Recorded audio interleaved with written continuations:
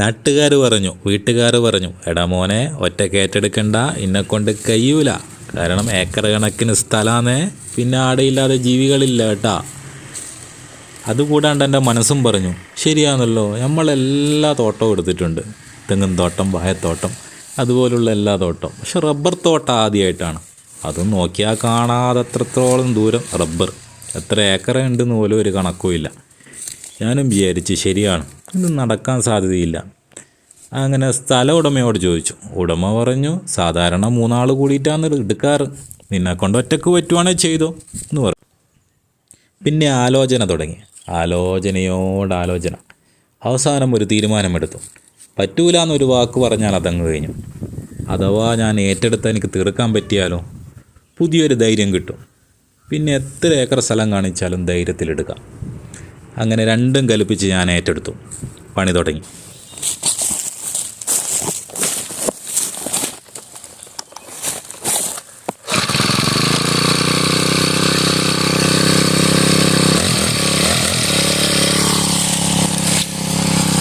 പണി തുടങ്ങിയപ്പോൾ ഒരു കാര്യം മനസ്സിലായി. അവിടെ ഇല്ലാതെ മാലക്കെട്ട ഒന്നുമില്ലാന്ന്. എല്ലാതരം മുള്ള്, കല്ല്, എല്ലാ ഐറ്റംസും ഉണ്ട്.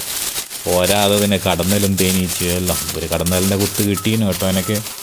പിന്നെ അതുകൂടാതെ രസമതല്ല, അതിൻ്റെ മുന്നിൽ കണ്ട ഒരു ബോർഡ്, അവർ ഫുള്ള് എനിക്ക് സപ്പോർട്ടുണ്ട്. കാരണം ഒരുപാട് ആത്മാക്കൾ. സാധാരണ ഒരു സ്ഥലത്ത് പണിക്ക് പോയാൽ ഞാൻ മാത്രമേ ഉണ്ടാകും. ഇവിടെയാണെങ്കിൽ കമ്പനിക്ക് ഒരുപാട് ആത്മാക്കൾ ഉണ്ടാവുമെന്ന് എനിക്ക് മനസ്സിലായി.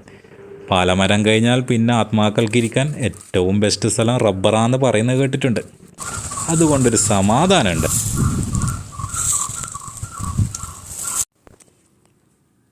പൈസേൻ്റെ കാര്യം ആദ്യമേ പറഞ്ഞു ഉറപ്പിച്ചത് കൊണ്ട് ആ ഒരു ടെൻഷൻ ഉണ്ടായിരുന്നില്ല. ശരിക്കും പറഞ്ഞാൽ നല്ല രസമുള്ള പണിയായിരുന്നു.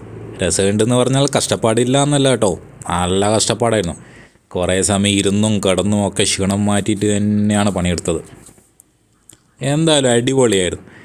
അങ്ങനെ ഒരുവിധം 10 ദിവസം എടുത്തു ആ പണി തീരാൻ. പണി തീർത്ത് കഴിഞ്ഞപ്പോൾ എൻ്റെ സാറേ, ആ ഒരു സന്തോഷമൊന്നും പറഞ്ഞറിയിക്കാൻ പറ്റാത്തതായിരുന്നു.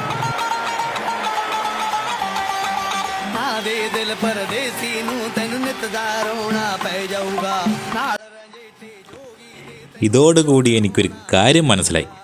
പറയുന്നവർ കാടയിരുന്ന് വെറുതെ പറഞ്ഞാൽ മതി. തീരുമാനം നമ്മുടേതാണ്.